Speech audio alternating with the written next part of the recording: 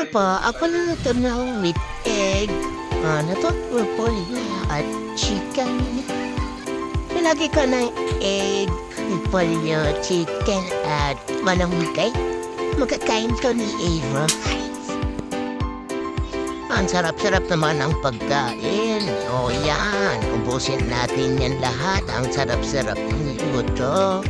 Ayan na. Ubusin ko yung chicken, egg, malunggay, at saka repolyo. Yes, that's right. Ayan na.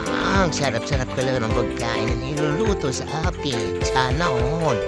Sana all laging ganito.